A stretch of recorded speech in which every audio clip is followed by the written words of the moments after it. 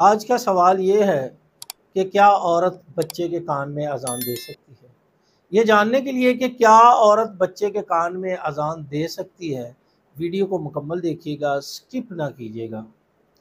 بچے کے کان میں اذان دینا عورت کے لیے کیسا ہے؟ سب سے پہلے یہ جان لیں کہ جو نماز کے لیے اذان دی جاتی ہے، جیسے کہ ہم مسجد میں نماز کے لیے اذان دیتے ہیں جس سے نماز کا پیغام دینا مقصود ہوتا ہے، ایسی اذان عورت کے لیے مکروہ ہے، کیونکہ عورت کی آواز غیر محرم تک نہیں پہنچنی چاہیے۔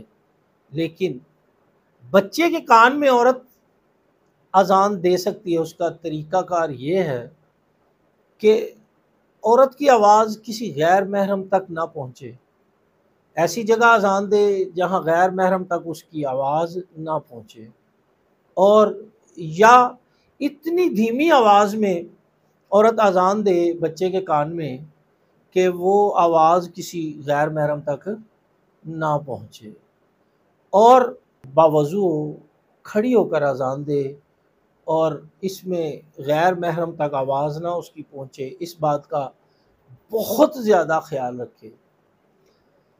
بچے کے سیدھے کان میں اذان دے اور الٹے کان میں اقامت کہے۔